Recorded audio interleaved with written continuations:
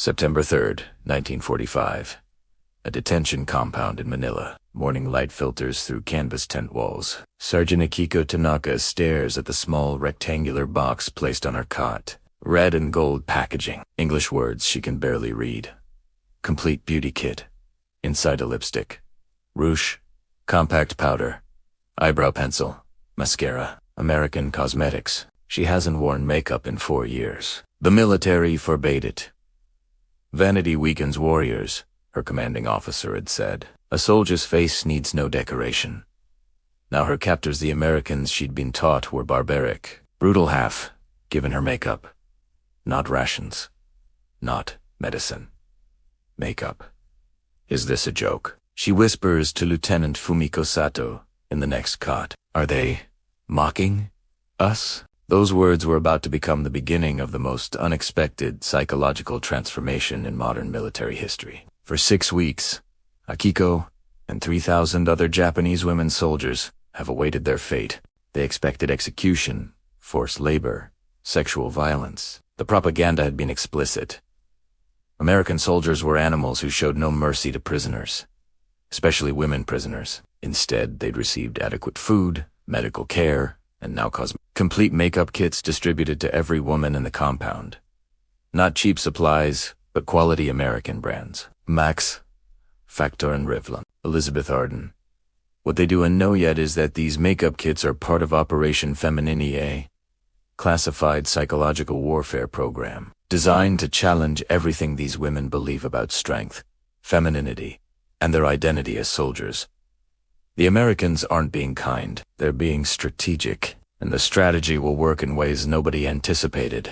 In Japanese military culture, makeup represents everything.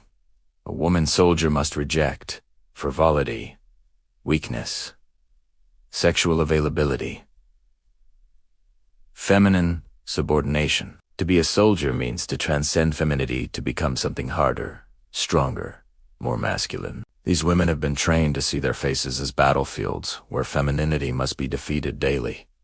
No makeup, no jewelry, no attention to appearance beyond cleanliness and uniformity. Now the enemy is offering them the tools to reclaim what they were taught to destroy, and the cognitive dissonance is immediate, profound, and How did a box of lipstick and rouge become the psychological weapon that shattered an ideology of militarized femininity and helped reshape an entire generation?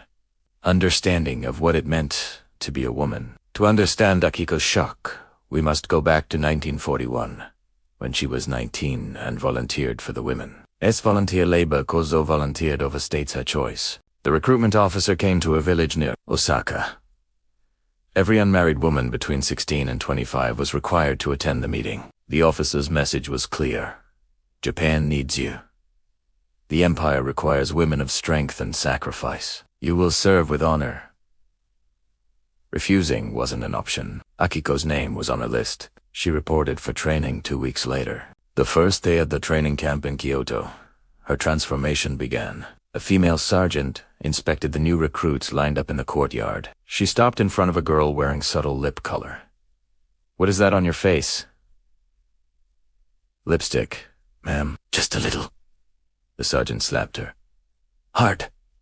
The crack echoed across the courtyard. "You are not a woman anymore. You are a soldier of the emperor. Soldiers do not paint their faces like prostitutes. Soldiers do not display vanity like weak civilian girls. Your face is now a weapon of loyalty, not an object of desire. Understood?" "Yes, ma'am."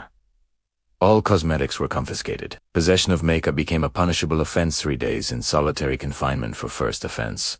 Dishonorable discharge for repeated violations. The message was reinforced daily. Femininity is weakness.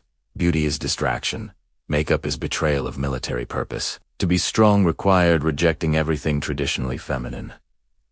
Akiko learned to see her bare face as a badge of honor. She was stronger than civilian women who wasted time on appearance. She was more serious, more dedicated, more valuable to the nation. By 1943, she'd fully internalized the ideology. When her younger sister sent a letter mentioning buying lipstick, Akiko wrote back harshly, "You embarrass our family with such frivolity. While I serve the emperor, you play with cosmetics like a child. Grow up." and contribute something meaningful. Her sister never wrote again. What Japanese military authorities didn't know was that American psychological warfare specialists had been studying their treatment of female soldiers for 2 years. Dr. Margaret Chun, a Chinese-American psychologist working for the Office of War Information, had interviewed Japanese-American women about Japanese military culture. She'd studied captured propaganda materials. She'd analyzed interrogation reports from captured female Japanese soldiers. Her conclusion, written in a classified report in July 1944. Japanese female military personnel have been subjected to systematic psychological conditioning that associates femininity with weakness and failure. They've been forced to reject fundamental aspects of female identity as condition of military service. This creates profound internal conflict that can be exploited. Her recommendation was radical. Don't treat captured Japanese women soldiers as soldiers. Treat them as women. Provide them with traditionally feminine items, cosmetics, perfume, feminine hygiene products, mirrors. Force them to confront the femininity they've been trained to reject. The cognitive dissonance will be destabilizing and may break military indoctrination more effectively than harsh interrogation. The proposal was controversial. Some American officers saw it as frivolous, a waste of resources. Others saw it as manipulative psychological torture disguised as kindness. But Douglas MacArthur's headquarters approved it. The procurement was massive. Over 50,000 complete makeup kits. Each kit contained lipstick, rouge, powder, eyebrow pencil, and mascara, plus 20,000 bottles of perfume, 100,000 sanitary napkins, 30,000 hand mirrors, and 40,000 fashion magazines. This wasn't kindness.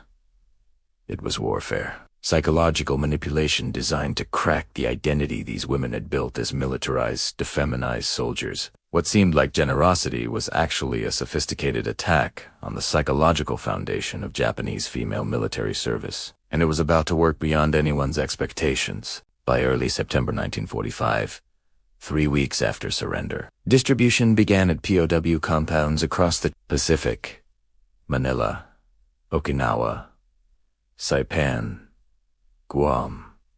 Thousands of Japanese women soldiers receiving cosmetics from their captors. And then, on September 3rd, when Akiko Tanaka opened that red and gold box, everything she'd built herself to be began to crack. Akiko holds the lipstick tube. Red, bright red. She hasn't seen this color in years, except on the lips of women in propaganda posters. Weak women. Frivolous women. Women who weren't contributing to the war effort. She opens the tube. The color is shocking. Aggressive. Beautiful. Around her, other women are experiencing the same paralysis. Open boxers. Stare at contents. Don't touch. Don't apply. Don't acknowledge the desire building beneath the shock. Lieutenant Sato breaks first. She picks up the compact powder, opens it, looks at her reflection in the tiny mirror. Her face is gaunt, sunburned, scarred. She hasn't really looked at herself in months. Hasn't wanted to. She applies powder hoosh a little, just to even her skin tone. Not for beauty, just for. She doesn't know what for. Akiko watches. We shouldn't, she says. It's a trap. They want to humiliate us. They want us to look like prostitutes, so they can laugh at us. But Sato keeps applying powder. I don't think that's it, she says quietly. I think they're trying to remind us we're women. I think they want us to remember what we were before the military took it away. Akiko had been taught that being a soldier meant transcending womanhood. Now the Americans were suggesting she could be both. Soldier and woman. Strong and beautiful. Competent and feminine. The concept is impossible. Contradictory. Heretical. But holding the lipstick, feeling its weight, imagining the color on her lip, she can't deny the pull. That afternoon, a miracle happens, or a horror, depending on perspective. Over half the women in the compound apply makeup. Not dramatically, not perfectly. Many haven't worn cosmetics in years, and their application is clumsy. But They reclaim something they'd been forced to destroy. American military police observe without comment, no mockery, no judgment, just professional neutrality that somehow makes the act feel less shameful. Captain Rodriguez, the compound commander, had been briefed on Operation Femininity. Do not comment on their appearance. His orders stated, do not praise or criticize. Simply treat them with the same respect you'd show any other post. Let the cosmetics do the psychological work. Akiko watches women transform, not physically. Makeup is subtle, often badly applied. But psychologically, they stand differently, speak differently, move differently. Some smile for the first time since capture. It's the smiling that breaks Akiko. These are hardened soldiers who've seen combat, who've operated under fire, who've watched comrades die. And rouge has them smiling like the civilian girls they've been taught to despise. She opens her lipstick, applies it carefully. The red is stark against her pale, malnourished face. She looks strange. Feminine and military, soft and hard, woman and warrior. She had been taught these categories were mutually exclusive. Now her reflection suggests they never were. This wasn't an isolated incident. Across the Pacific theater in Okinawa, Saipan, Guam, Tokyo, others were discovering the same destabilizing truth. In Okinawa, Corporal Yuki Matsumoto received her makeup kit and immediately threw it away. I'm a soldier, she declared, not a geisha, but 3 days later, she retrieved it from the garbage. Just to see, she told herself, just to remember what I looked like before. She applied lipstick in the latrine, where no one could see. The face in the cracked mirror looked like a stranger her, but softer, more human, less the weapon she'd been trained to become. In Saipan, Lieutenant Kakumori organized a burning of the makeup kits. This is psychological warfare, she told her unit. They want to make us weak. We must resist. 30 women burned their kits in a ceremonial fire. But 10 days later, 20 of those 30 requested replacement kits. They'd resisted. They'd proved their strength. And then, privately, they'd wanted the makeup anyway. In Tokyo, Major Haruko Tanaka, one of the highest-ranking women officers in custody, fused her kit entirely. I have spent 10 years becoming a military officer, she told the American liaison. I will not undo that for cosmetics. But she watched other women apply makeup, watched them rediscover femininity they'd suppressed for years, and slowly, painfully, she began to question whether strength and femininity had ever really been opposites. They expected mockery from the Americans.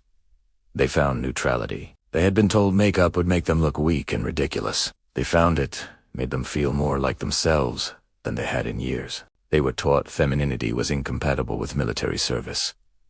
They were discovering that ideology had lied. The Operation Femininity program wasn't spontaneous kindness. It was systematic psychological warfare, built on sophisticated understanding of identity disruption. The infrastructure was extensive. While Japanese military forces provided virtually nothing for female posts beyond basic survival, American forces had dedicated entire logistics chains to this program. The cosmetics procurement alone required coordination across 3 military branches and 5 major suppliers. The investment was extraordinary by wartime standards. $120,000 for cosmetics equivalent to $2 million.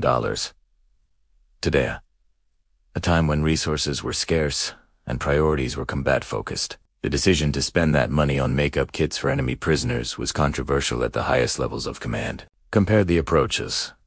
Japanese military authorities had systematically stripped female soldiers of feminine identity, treating femininity as weakness to be eliminated. American strategists recognized that forced effeminization created psychological vulnerability that could be exploited by offering back what had been taken. What seemed like random acts of generosity was actually coordinated psychological operations, backed by research, planning, and substantial resources. The cosmetics were selected specifically bright colors, quality brands, complete kits, rather than individual items. Everything designed to maximize psychological impact. The human faces within the system made it complex. Dr. Margaret Chun, architect of the program, was herself conflicted. "I'm manipulating these women," she wrote in her personal diary. "I'm using femininity as a weapon against them. Is that better or worse than traditional interrogation? I don't know anymore." Captain Jane Miller, a WAC officer who helped distribute kits at the Manila compound, later wrote, "I watched these women cry when they applied lipstick, some from joy at reclaiming something stolen from them, some from shame at wanting it, some from confusion at feeling both emotions simultaneously. I felt like I was witnessing something profound and slightly horrible." Lieutenant Sarah Nakamura, an Issei translator, had the most complex position. She'd been imprisoned in an internment camp herself just 18 months earlier. Now, she was helping implement psychological operations against women from her parents' homeland. "I told them in Japanese that the makeup was theirs to use or refuse," she recalled in a 1978 interview, "that no one would judge their choice. But I knew that wasn't true. The whole program was designed to judge them, to measure their psychological state based on whether they accepted or rejected the cosmetics. I was complicit in that manipulation, even as I tried to minimize its cruelty. What seemed like individual choices to accept or refuse the makeup were actually being documented, analyzed, and used to assess levels of military indoctrination and susceptibility to further psychological operations. The system had disturbing elements. Some women who refused cosmetics were flagged as potentially resistant to requiring additional psychological interventions. Some who accepted them enthusiastically were noted as having weak military identity, which could affect their repatriation status. Every choice was weaponized. Every response was intelligence. The makeup kits were ungifte, were psychological instruments in a larger strategy of breaking Japanese military ideology at its foundation. Most surprising were the American female soldiers' reactions. Many WAC officers and nurses objected to Operation Femininity on feminist grounds. They'd fought for military roles by proving they could be soldiers without being traditionally feminine. Now they were being asked to tell Japanese women that femininity was essential. It felt hypocritical. One WAC officer wrote in a letter home, "We earned respect by not wearing makeup in the field. Now we're giving makeup to enemy women soldiers and treating it as rehabilitation." What message does that send? The tension was real. American military culture had its own complicated relationship with femininity and military service. Operation Femininity exposed those contradictions. But the program continued because it was working. By late September 1945, over 70% of Japanese women posts under age 30 had used the cosmetics at least once. Psychological assessments showed measurable decreases in rigid military identity and increases in willingness to engage with rehabilitation programs. The question wasn't whether the manipulation was effective. The question was whether effectiveness justified the manipulation. And nobody had a comfortable answer. 2 weeks after receiving her makeup kit, Akiko faces an impossible choice that has nothing to do with lipstick and everything to do with identity. American officials are offering repatriation return to Japan, but acceptance requires an interview assessing her readiness for civilian reintegration. Translation: proving she's not dangerous, not committed to militarism, not likely to cause problems. She knows what they want to see. A woman who has rejected military identity. A woman who has embraced femininity again. A woman who is no longer a soldier in her soul. The makeup has become a symbol. To wear it to the interview is to signal compliance, acceptance, transformation. To refuse it is to signal resistance, rigidity, potential danger. She sits in her tent the morning of the interview, makeup kit open before her. The choice should be simple. She wants to go home. She's willing to play whatever role necessary. But putting on makeup feels like betrayal. Not of the military that's already lost. Betrayal of herself. Of the woman she built herself into over 4 years of service. Of the strength she found by rejecting the feminine weakness she was raised to embody.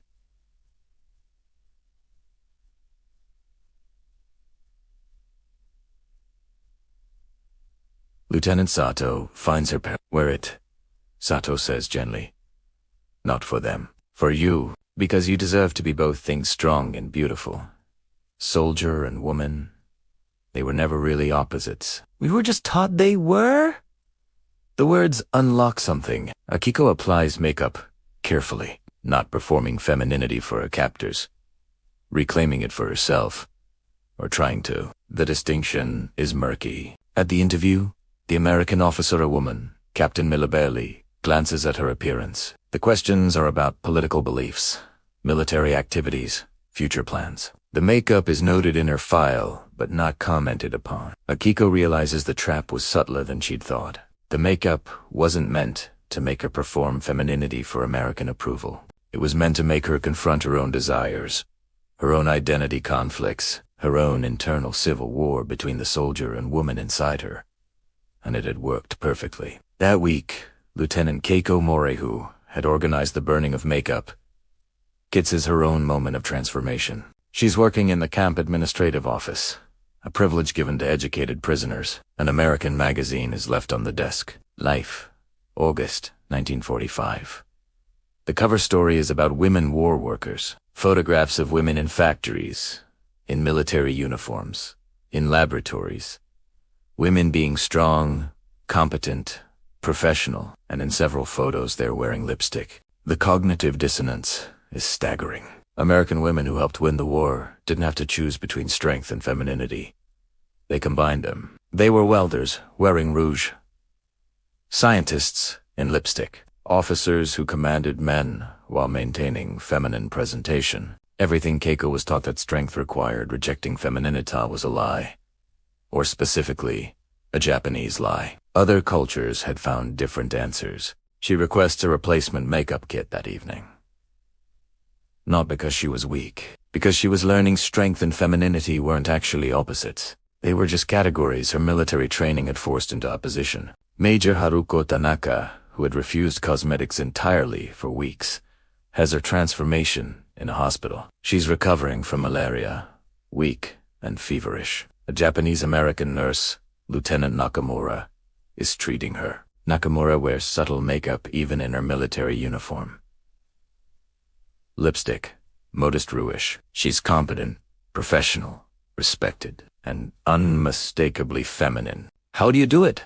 Tanaka asks weakly. Be a soldier and a woman simultaneously. Nakamura sits down, a rare moment of candor. My culture never told me I had to choose. I can be feminine and strong, beautiful and competent. It's not a contradiction, it's just being human. Tanaka cries, not from illness, but from grief. Grief for all the years she suppressed her femininity, thinking it made her stronger. Grief for all the women she commanded with the same harsh ideology. Grief for the lie she'd lived so completely. 6 months ago, she had believed makeup was a sign of moral weakness, incompatible with military service. Now, she understood that belief itself was the weapon used to control women, not to strengthen them. But this knowledge came with a price. Anger at her commanders who had lied, shame at how completely she'd believed, fear of returning to a Japan that hadn't changed, that would still demand she choose between strength and femininity, and most painful understanding that she'd enforced this ideology on younger women. She'd slapped recruits for wearing lipstick. She'd shamed women for expressing femininity. She'd been a weapon in her own oppression. One evening, Captain Miller finds Tanaka in the camp library, crying over a makeup kit she hasn't yet opened. I don't know who I am anymore, Tanaka admits. If I'm not the soldier who rejected all femininity, Tenhu Hami. If my strength was built on suppressing part of myself, was I ever really strong? Miller has no easy answers. Maybe you're learning that real strength includes accepting all parts of yourself. Maybe suppression was never strength, just survival under oppression. The words land. Tanaka opens the lipstick, applies it with shaking hands. Looks in the mirror at a face that's both familiar and strange. Strong and feminine, military and human. She commits to a new understanding. She can be all these things. The conflict was artificial. The choice was false. The ideology was a cage. The cost is the permanent loss of certainty. The gain is the possibility of wholeness. Whether the trade is worth it remains unclear. The pattern replicated across POW compounds. creating thousands of individual transformations that would collectively alter Japanese women's relationship with femininity and strength. In Manila, Koropoyuki Matsumoto-hu had thrown away her makeup kit, then retrieved it began, teaching other women how to apply cosmetics properly. Many had never learned, conscripted so young. The teaching sessions became something profound. We would sit in groups, helping each other with lipstick and powder, she wrote in a memoir published in 1972. And we would talk about who we were before the military, about who we wanted to be after, about whether we could be strong and beautiful, feminine and capable. The makeup was just the excuse for the conversations we'd never been allowed to have.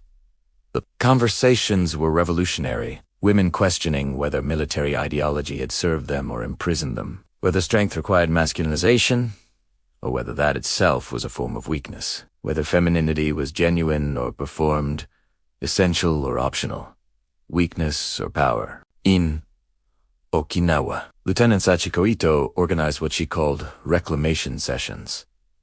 Groups of women would apply makeup together, intentionally and ceremonially. "We are not doing this to please men or to perform femininity," she would say. "We are reclaiming what was stolen from us. We are choosing for ourselves rather than obeying." The reframing was crucial. Makeup became not submission but rebellion.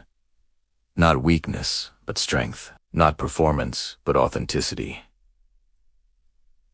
But not everyone could accept the transformation. In Guam, Senior Sergeant Sadako Kimura violently rejected the entire program. She organized resistance, encouraging women to refuse cosmetics as a form of maintaining dignity and military identity. "These Americans think they can break us with lipstick," she told her followers. "They think we're so shallow, so weak, that a little powder will make us forget we're soldiers. We must prove them wrong. We must maintain our discipline, our strength, our refusal to be reduced to our gender." Her resistance was principled and genuine. For women like Kimura, who had built entire identities around transcending femininity, accepting it back felt like psychological surrender, like admitting the years of sacrifice were meaningless. She never used the cosmetics, never accepted the premise, never forgave the women who did.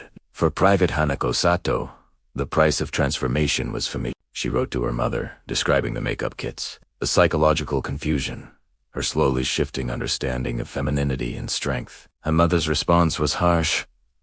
"You have disgraced our family. You fought as a warrior. Now you play with cosmetics like a child. You have become weak. Do not return home if you have lost your warrior spirit."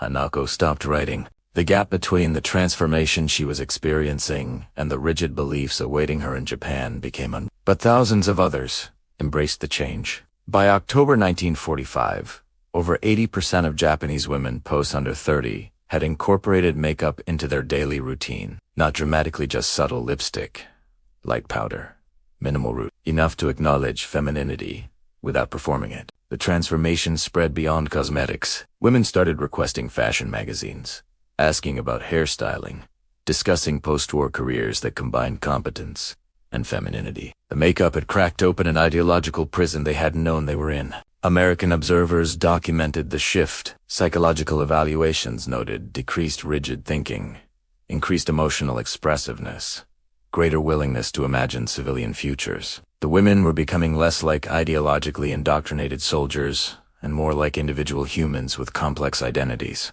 Whether that was liberation or successful brainwashing remained debatable. Probably it was both. By November 1945, Japanese women posts were writing letters home that alarmed Japanese authorities. They wrote about makeup, about reclaiming femininity, about questioning military ideology. Conservative Japanese leaders saw this as evidence of American corruption. "Our women have been poisoned," wrote one nationalist newspaper. "They return not as warriors, but as painted dolls, corrupted by Western vanity." This is cultural genocide disguised as humanitarianism. The rhetoric framed makeup as threat to Japanese identity itself. And in a sense, it was because Japanese militarism had built female compliance on the foundation of feminine suppression. Women reclaiming femininity while maintaining strength threatened the entire ideological structure.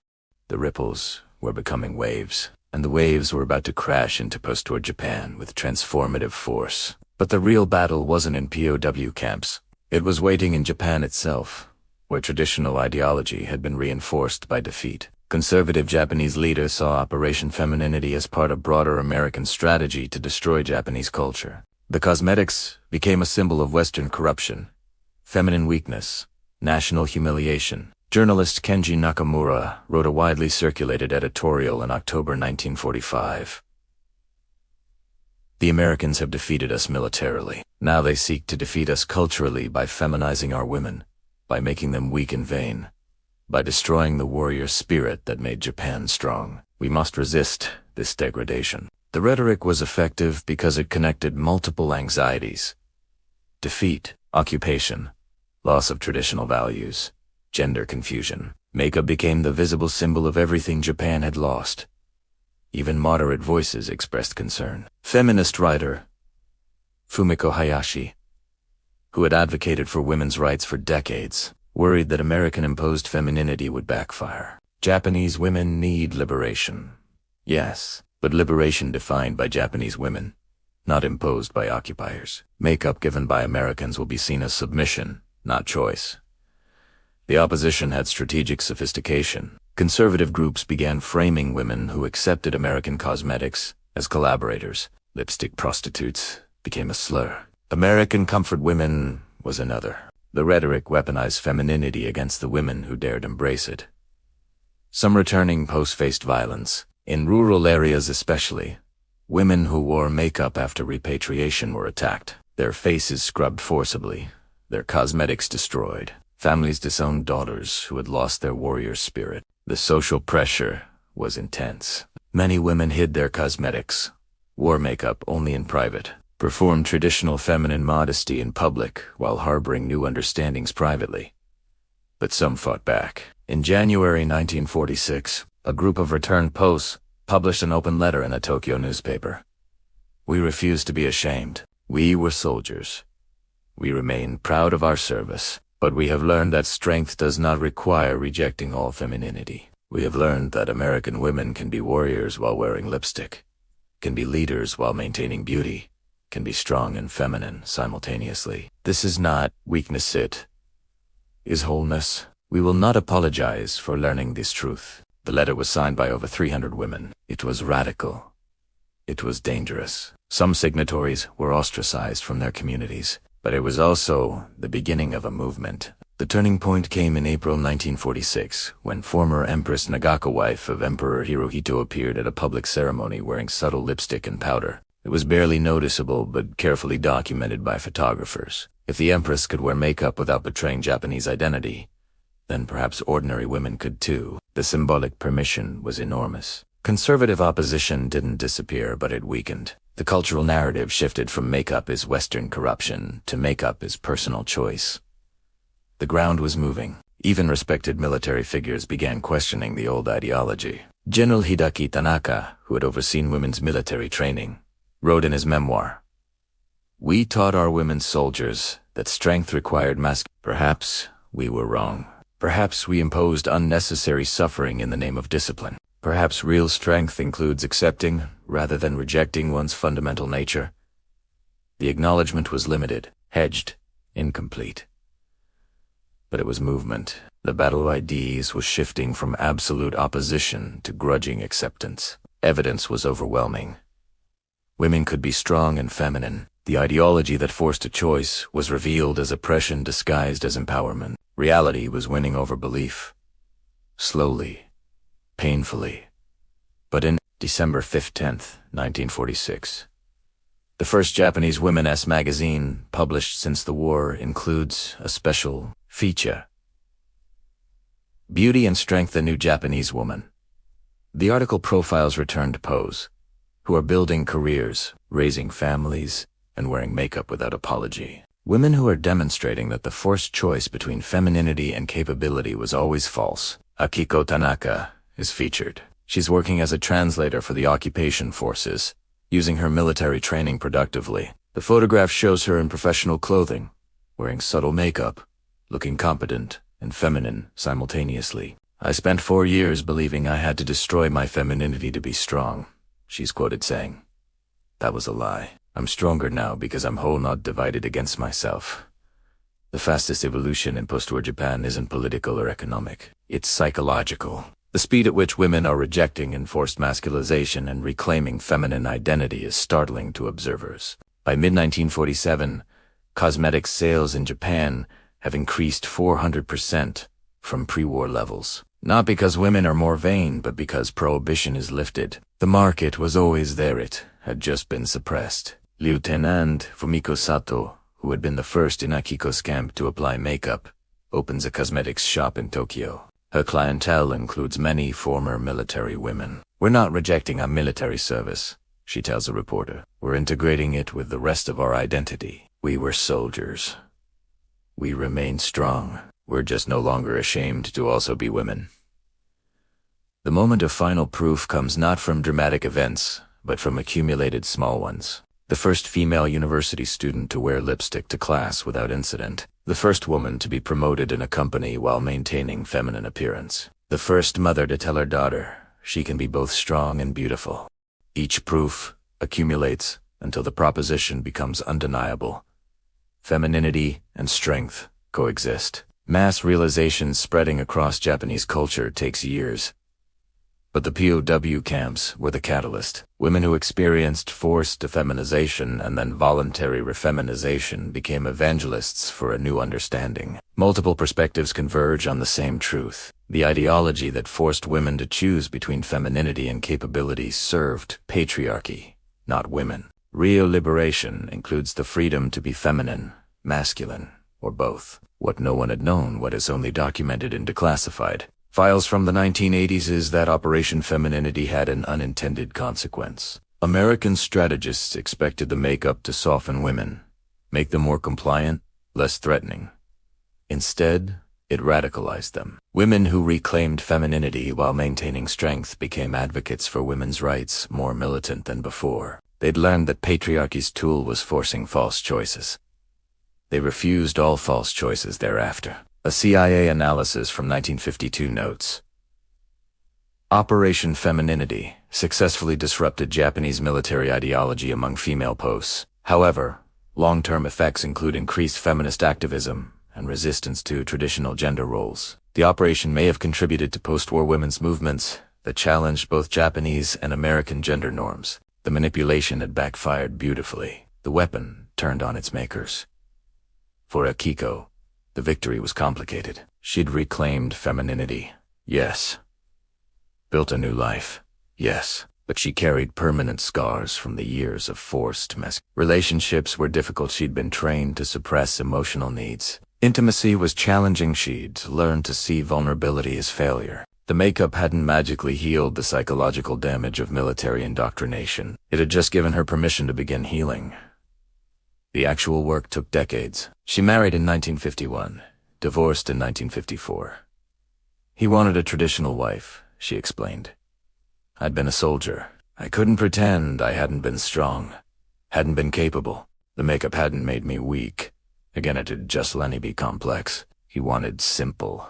Many women shared her experience. They'd been changed by military service and by the forced reckoning with femininity. They couldn't go back to traditional roles. They were too aware of their own strength, too conscious of social construction of gender. They became the generation that pushed for workplace equality, reproductive rights, divorce, law reform. Every feminist advancement in Japan traces partial lineage to women who learned through the strange vehicle of American psychological war. Femininity and strength were UN Day opposites. By 1960, 15 years after those first makeup kits were distributed, Japanese culture had fundamentally shifted its understanding of women's identity. The legal changes were substantial. In 1947, women gained voting rights, partly influenced by vocal advocacy from returned posts.